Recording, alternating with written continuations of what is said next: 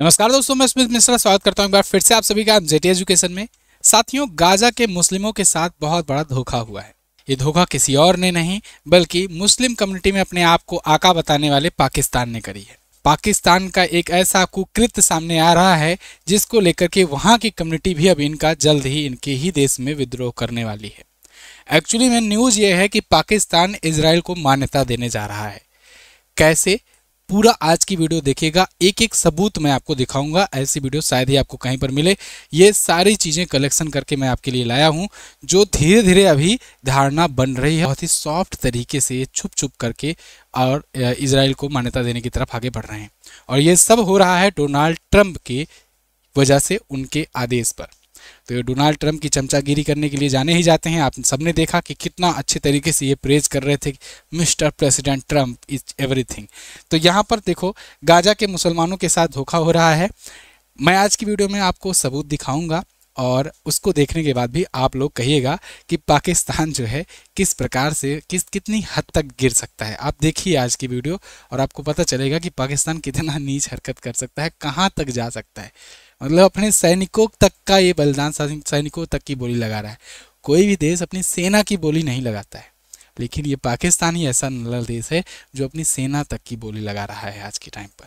तो खैर, बात करेंगे आज की वीडियो में। चैनल को अगर आप नए आए हो सब्सक्राइब जरूर कर लो। ऐसी वीडियोस मैं आपके लिए लाता रहता हूँ ऑथेंटिक सोर्स के साथ और टू द पॉइंट एनालिसिस कम से कम समय में। तो चैनल को सब्सक्राइब जरूर करना। चलिए शुरुआत करते हैं। पहले तो आप ये समझ लीजिए कि इजराइल को मान्यता देना इतनी बड़ी बात है क्यों, पाकिस्तान के लिए खास करके। इजराइल क्या देश नहीं है? तो देखिए, इसके पीछे का पूरा बैकग्राउंड जब आप समझेंगे तभी आपको समझ में आएगा कि ये न्यूज़ क्या है और इसके पीछे इतनी बड़ी कहानी क्यों हो सकती है, क्यों इनके देश में सरकार के खिलाफ विद्रोह होने के चांसेस पूरे बन रहे हैं और धीरे धीरे शुरुआत भी हो रहे हैं। इजराइल जो देश है ना, एक्चुअल में ये यहूदियों का देश है और ये बसाए गए बाद में 1947-48 के आसपास में। तब से लेकर आज तक ये धीरे धीरे इजरायली जो है बढ़ते बढ़ते एक मैक्सिमम पोर्शन पर आज के टाइम पर कब्जा करके बैठे हुए हैं। वहाँ पर कब्जा कह दें या कहें कि अपने देश को एक्सपेंड कर रहे हैं। अब भारत के साथ अच्छे रिलेशन है, भारत का मित्र मुल्क है। भारत टू स्टेट पॉलिसी पर डिपेंड करता है, मतलब कि उसको थ्योरी को मानता है जो यूएन ने दिया है। टू स्टेट थ्योरी का मतलब ये कि इजराइल भी एक कंट्री है और फिलिस्तीन भी एक कंट्री है, हम दोनों को मानते हैं। जबकि मैक्सिमम देश जो हैं दुनिया के, ये इजराइल को मान्यता देते हैं, खास करके यूरोपीय देश जो हैं। और मैक्सिमम अरब कंट्रीज जो हैं और मुस्लिम कंट्रीज जो हैं, ये फिलिस्तीन को मान्यता देती हैं कि ये फिलिस्तीन देश है, इजराइल कोई देश नहीं है। तो अब यहीं पर मामला फंसता है कि ये सब जो हैं ये वन स्टेट पॉलिसी आप देखोगे तो पूरी दुनिया में 80% से ज़्यादा देश वन स्टेट पॉलिसी पर मानते हैं, इसको मान्यता देते हैं इजराइल और फिलिस्तीन के मामले में। मतलब कुछ लोग फिलिस्तीन को देश मानते हैं, इजराइल को नहीं, और कुछ लोग हैं जो इजराइल को देश मानते हैं, फिलिस्तीन को नहीं। भारत दोनों को देश मानता है, यूएन भी दोनों को देश मानता है, टू स्टेट पॉलिसी भी मानता है। ठीक है जी। लेकिन अभी हाल फिलहाल में आपने देखा था, कुछ दिन पहले ही फ्रांस ने पहले मान्यता दी फिलिस्तीन को और फिर ब्रिटेन ने भी मान्यता दी कि हम भी मान्यता देंगे फिलिस्तीन को, कि फिलिस्तीन को एज ए कंट्री रिकॉग्नाइज करेंगे। ऐसे ही आप समय समय पर सुनते रहोगे खाड़ी देशों में कि एक टाइम पर यूएई ने मान्यता दी थी इजराइल को। अब इजराइल को मान्यता देना मतलब इजराइल को एज ए कंट्री एक्सेप्ट करना, इसके लिए एक प्रोग्राम चलाया गया है और जिसको अब्राहम अकॉर्ड के नाम से जाना जाता है। अब्राहम अकॉर्ड वही है जिसके तहत, वो समझौता है कह सकते हैं, जिसके तहत जो इजराइल को मान्यता देता है आकर उसमें साइन कर देता है। तो इसका मतलब वो इजराइल को एज ए कंट्री रिकॉग्नाइज कर रहे हैं। इजराइल अपने देश को ये मान्यता देने के लिए इतना परेशान है क्यों? होगा भी क्यों नहीं।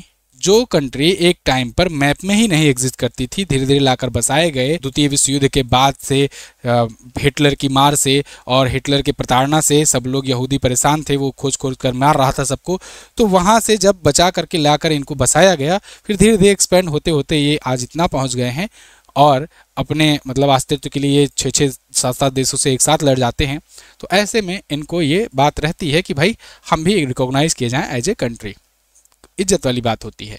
अब यहाँ पाकिस्तान क्या करता है, पाकिस्तान खुल करके जो अपने आप को मुस्लिम कंट्रीज का नेता बताता था कि हम तो न्यूक्लियर पावर्ड हैं और हम जो है मुस्लिम नाटो बनाएंगे। अभी पिछले दिनों में आपने ये भी टर्म सुना होगा कि मुस्लिम नाटो बनाने जा रहे हैं, क्योंकि मुस्लिम देशों में इसी के पास न्यूक्लियर है और किसी के पास है नहीं।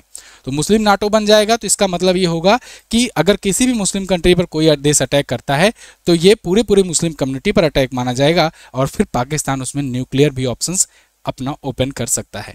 लेकिन हुआ क्या, और सऊदी अरब से एक डिफेंस डील भी हुई थी।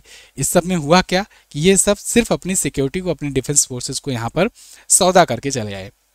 अभी यहाँ पर क्यों बात ये निकल करके आई है, ये इमेज अभी सामने आई है, कुछ एक छोटी मोटी वीडियो भी बनी है इसकी। इस इमेज में साफ साफ दिख रहा है कि देखिए, surprise encounter at London tourism expo. London के टूरिज्म एक्सपो में एक बहुत अच्छी चीज़ देखने को मिली, सरप्राइजली चीज़ देखने को मिली कि यहाँ वर्ल्ड ट्रेवल मार्केट में शहबाज शरीफ की यानी पाकिस्तान के जो ट्रेवल एडवाइज़र है, टूरिज्म एडवाइज़र हैं, सरदार यासिर इलियास खान, ये इजराइल के टूरिज्म डायरेक्टर माइकल इजाकोव से हाथ मिलाए पब्लिकली। आज तक के इतिहास में पाकिस्तान ने ऐसा कभी नहीं किया था।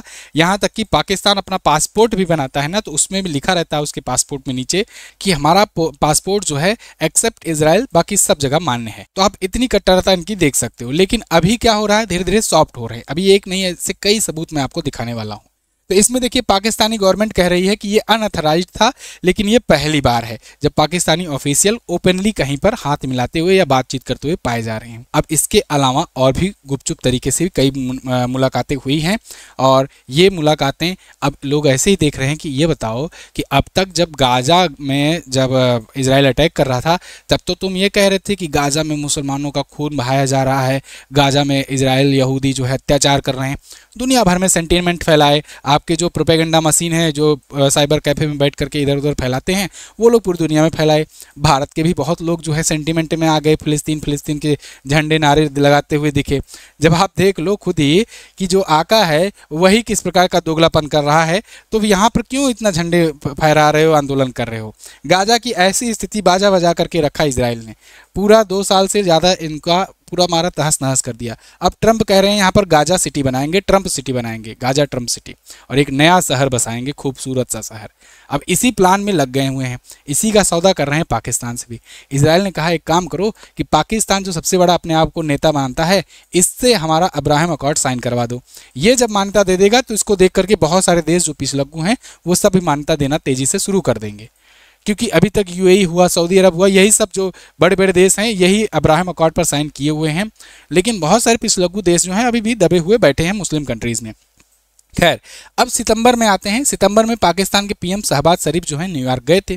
आपने देखा था जब भी ये जा रहे हैं न्यूयॉर्क तो अपने साथ साथ में आसिम मुनीर को भी ले जा रहे हैं, क्योंकि आसिम मुनीर को ये फील्ड मार्शल बना दिए हैं, सो कॉल्ड, या कहें कि आसिम मुनीर के बहाने इनको भी ले जाया जाता है। इजराइल के powerful lobby group American Jewish Congress के चेयरमैन रहे डेनियल रोसेन से इन्होंने मुलाकात की, जो कट्टर जूइश हैं और ये अमेरिकन जूइश कांग्रेस के चेयरमैन भी हैं। जब भी जूस के साथ या कहें कि यहूदियों के साथ कुछ भी बुरा होता है, कुछ भी होता है, तो ये वहाँ की संसद में भी, वहाँ की कांग्रेस में भी अच्छा खासा ये मतलब उठाते हैं सवाल। आपने एक बार शुरुआत में देखा था जब जो बाइडन की गवर्नमेंट थी, उस टाइम पर जब इजराइल और इसका युद्ध शुरू हुआ था तो जो बाइडन थोड़ा सा हिचकिचा रहे थे खुल करके इजराइल के सामने आने में, लेकिन जब वहाँ पर वहाँ की कांग्रेस के द्वारा प्रेशर पड़ा तो खुल करके फिर वो इजराइल का सपोर्ट करने आ गए थे। तो आज के टाइम पर अमेरिका यहूदियों से चल रहा है। मार्क जकरबर्ग हों या ऐसे बहुत टॉप के लीडरशिप हो जो वो आज के टाइम पर जूस है, इजरायली समूह के हैं या यहूदी हैं, और वो लोग बढ़िया से इनका दबाव डालते हैं वहाँ की गवर्नमेंट पर। अगर कुछ भी हल्का सा भी कुछ गलत हो रहा होता है यहूदियों पर तो वो दबा देते हैं, प्रेशर डालते हैं सरकार पर कि एक्शन लो, दबाव डालते हैं। और यहीं भारत को भी सीखना चाहिए, भारत के सुंदर पिचाई हों, सत्या नडेला हों, इन लोग को सीखना चाहिए कि तुम्हारे देश के खिलाफ यहाँ ट्रंप क्या क्या नहीं करता है। पाकिस्तान को देखो कितना खुलकर सपोर्ट कर रहा है, लेकिन तुम लोग के मुंह से एक चूं तक नहीं निकलता है। बाद में बनाते, यहाँ पर जब बेचना होता है कुछ तो आकर बताते हो हम तो भाई भारतीय मूल के हैं, है ना, क्योंकि यहाँ पर मार्केट है, आपको बेचना है, जो भी बेचना होता है। खैर, अब देखिए यहाँ पर जब इनसे मुलाकात हुई तो ये कोई संयोग नहीं था, इजराइल के साथ बैकडोर डील की ये शुरुआत मानी जा रही है। अब इसमें ट्रंप एडमिनिस्ट्रेशन का प्रेशर भी है। अब आप सोच रहे होंगे कि पाकिस्तान इससे मिल रहा है, इससे क्या ही फर्क पड़ रहा है। एक्चुअल में फर्क पड़ रहा है, ये इजराइल करवा रहा है। इजराइल चाह रहा है कि पाकिस्तान अब्राहम अकॉर्ड पर साइन करे और बाकी के देश उसको रिकॉग्नाइज करें, और फिर गाजा ट्रंप, और बदले में इसके ट्रंप को क्या मिलेगा, ट्रंप को वहां पर ट्रंप शहर बनाने का मौका मिलेगा। ट्रंप क्योंकि प्रॉपर्टी, एक प्रॉपर्टी बिजनेसमैन है। ट्रंप टावर आपने देखा नोएडा में, है ना, ऐसे ही ट्रंप टावर दुनिया भर में इनके हैं। तो ऐसे ही ये प्रॉपर्टी यहाँ पर भी बनाना चाहते हैं, अपना एक सपनों का शहर बसाना चाहते हैं, क्योंकि उनको पता है कि दूसरा टर्म है, इसके बाद तीसरा टर्म आना नहीं है ट्रंप का, तो अब तो वही बिजनेस ही करना है। खैर, फिलिस्तीन का समर्थन यहाँ पर पाकिस्तान जो करता आया है, अब इजराइल की लॉबी से हाथ मिलाता हुआ नजर आ रहा है। पाकिस्तान के आर्मी चीफ असीम मुनीर की बात करें, ये इजरायली इंटेलिजेंस एजेंसी मोसाद और अमेरिकी CIA के साथ ये गुप्त मुलाकात किए थे उसी टाइम पर मिस्र में, जब ये मुलाकात हुई थी इजिप्ट में, और इसमें ये बातचीत हुई थी कि मोसाद के लिए गाजा पर जब अटैक करने के लिए पाकिस्तान अपनी सेनाओं को भेजेगा। सोचो, अपने सेना का ये जाकर सौदा कराए। सौदा कितने में कर रहे हैं, ये प्रति सैनिक $10,000 मांग रहे थे कि हमारे पाकिस्तानी सैनिक प्रति सैनिक $10,000 दे दो, ले जाओ भाई, मरे कटे, इनसे कोई मतलब नहीं, कोई सेंटीमेंट नहीं। यहाँ भारत में एक भी सैनिक का अगर खून बहता है, शहीद होता है, तो फिर एकदम नाच नचा दिया जाता है विरोधियों का, जो दुश्मन होते हैं उनका। यहाँ पर ये सौदा करके आ रहे हैं। इसके अलावा फिर मोसाद इतने पर नहीं माना। मोसाद जानता था ये भिखारी है, कटोरा लेकर के आता है, तो मोसाद ने क्या किया कि $100 का ऑफर दिया कि एक सैनिक पर $100 देंगे। पाकिस्तान का ठीक है ठीक है ठीक है, हम मान जाएंगे, हमारे लिए इतना भी बहुत है, ठीक है ले जाओ। अब ऐसे ही जो डिफेंस डील हुई थी इनकी सऊदी अरब की ना, इसमें भी यही हुआ था।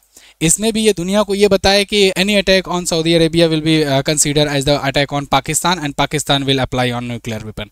तो पाकिस्तान न्यूक्लियर वेपन का यूज़ करेगा कोई भी अगर सऊदी अरब पर अटैक करता है तो, और ऐसे ही पाकिस्तान पर कोई अटैक करेगा तो सऊदी अरब उसे अपना अटैक मानेगा, और सऊदी अरब खुद करके हर प्रकार के लॉजिस्टिक वगैरह की और हर प्रकार के फंडिंग वगैरह की मदद करेगा। लेकिन हुआ क्या, पाकिस्तान पर कुछ ही दिन बाद अफगानिस्तान ने अटैक किया। पाकिस्तान सऊदी अरब से कहा कि भाई बचा लो हमको, या ये देखो हम पर ये अटैक कर रहे हैं। सऊदी अरब ने कहा देखो भाई, तुम लोग वहीं रीजनल मामला है तुम लोग का, तुम लोग वहीं सुलझा लो और शांति व्यवस्था बनाए रखो और पीस के लिए काम करो। देखो ऐसा लड़ना वड़ना ठीक नहीं है। दुनिया के सामने इनका पूरा सिक्योरिटी पैक्ट हो गया एक्सपोज। बाद में पता चला कि ये जो सिक्योरिटी डील थी, एक्चुअल में ये डील थी सऊदी अरब में सिक्योरिटी फोर्सेस को देने की। मतलब सऊदी अरब को चाहिए था कि अपने एयरपोर्ट हुआ या अपने बॉर्डर एरिया हुआ, यहाँ पर सैनिक की ज़रूरत है, और हम लोग भाई ठहरे यहाँ पर असली मुसलमान, क्योंकि वो लोग अपने आप को असली मुसलमान कहते हैं, तो वो लोग कहे कि हम लोग राज करेंगे। अब सिक्योरिटी के लिए क्या है, पैसा बहुत है, तेल बहुत बेच रहे हैं, मंगा लेते हैं सिक्योरिटी और पाकिस्तान से सैनिक खरीद लेंगे। ऐसे ही सैनिक खरीदा है मोसाद भी यहाँ पर, इजराइल भी। तो अब इजराइल मोसाद जो है, इजराइल की एजेंसी है, वो यहाँ से सैनिक खरीद करके लगाएगा गाजा पे लड़ाई करने के लिए कि भाई मरना ही है तो हमारे सैनिक क्यों मरें, लो ले जाओ। और इसके बदले में ये वहाँ का जो हमास है उसको पूरी तरीके से ख़त्म करने के लिए भी डील किया है कि उसको जब तक ख़त्म होना हो जाए तब तक इनको लड़ाते रहो वहाँ पर। तो सैनिक $100, सोचो $100, यहाँ तक कि बहुत सारी मिसाइलें ऐसी होती है जो $100 में नहीं आती हैं, उससे ज़्यादा खर्च हो जाता है एक मिसाइल दागने में। इतने में पूरे एक सैनिक का पूरा ज़िंदगी ये मांग के ले गया है ना। इतनी नीच हरकत कर रहा है पाकिस्तान। इसके बाद देखो, डोनाल्ड ट्रंप अब्राहम कार्ड को एक्सपेंड कर रहे हैं। अभी हाल फिलहाल में कजाकिस्तान ने साइन किया। 20 पॉइंट का गाजा प्लान ट्रंप लेकर आए हैं, जिसमें मैंने आपको बताया था गाजा पीस प्लान था, जिसके तहत इजराइल और हमास के बीच में समझौते थे, सीज फायर का डील था, उसके तहत बॉडीज का एक्सचेंज था। इसके अलावा जो लोग भी कैद करके रखे गए थे उनका भी एक्सचेंज करना था, दोनों को एक दूसरे का। गाजा रिकंस्ट्रक्शन के नाम पर पाकिस्तानी ट्रूप्स भेजना, मतलब पाकिस्तान अपने ट्रूप्स तो भेज ही रहा है, साथ ही साथ में अपने यहाँ के मजदूरों को भी भेज रहा है, अपने यहाँ के लोगों को, नागरिकों को भी भेज रहा है गाजा में कि जाओ रिकंस्ट्रक्शन करो। तुम रिकंस्ट्रक्शन कर रहे होगे इजराइल की तरफ से, उधर हमास वाले कभी फिर दिमाग घूमा, कोई ना कोई बम दगा देंगे। मरेंगे कौन? मरेंगे पाकिस्तानी मजदूर मरेंगे। और फिर उनको मारने के लिए, एक्शन लेने के लिए उधर से सैनिक कौन आएंगे? पाकिस्तानी सैनिक आएंगे। फिर उनको हमास वाले मारेंगे तो मरेगा कौन? पाकिस्तानी सैनिक मरेंगे। ऐसे में ये जो field marshal Shri 1000 Shri game तो चलता ही नहीं है, तो ये जो भी है फिलहाल ये दुनिया के सर्वोच्च प्रेसिडेंट बनने जा रहे हैं, सो कॉल्ड फील्ड मार्शल असीम मुनीर, ये अपनी सेनाओं का सौदा करके चले आ रहे हैं। तो ये हाल है पाकिस्तान का, और पाकिस्तान बनता है अपने आप को मुस्लिमों का मसीहा।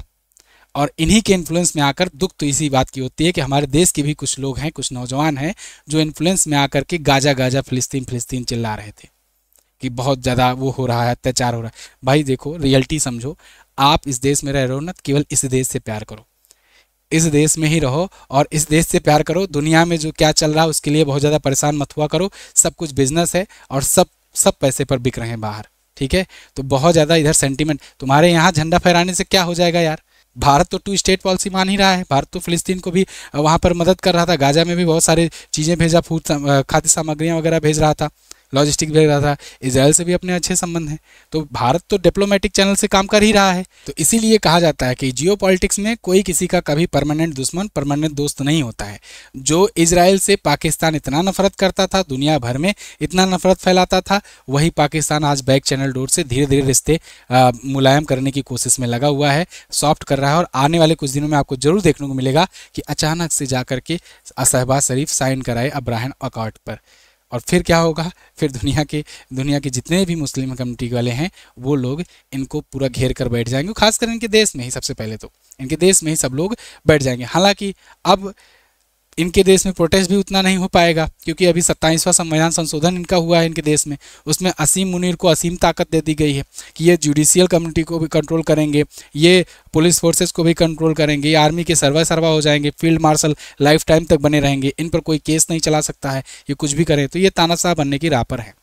तो अब कोई प्रोटेस्ट भी होगा तो उसको ये दबा देंगे। वैसे भी पाकिस्तान इस बात के लिए प्रसिद्ध है ही कि अपने ही नागरिकों पर कभी भी बम ब्लास्ट करा देता है। खैर, ये तो हमारी एनालिसिस रही। अगर आपको पसंद आई है तो आप लोग चैनल को सब्सक्राइब जरूर कीजिए ऐसे एनालिटिकल वीडियो देखने के लिए। वीडियो को शेयर जरूर कर दीजिएगा और एक थैंक यू लिख दीजिए कमेंट में। और अगर आप एमजेटी एजुकेशन को सपोर्ट करना चाहते हैं तो सपोर्ट कर सकते हैं, यहाँ पर ऑप्शंस बने हुए हैं। कैसी लगी आपको वीडियो कमेंट करके जरूर बताना। थैंक यू सो मच, मिलेंगे अगली वीडियो में, तब तक के लिए नमस्कार, जय हिंद, वंदे मातरम।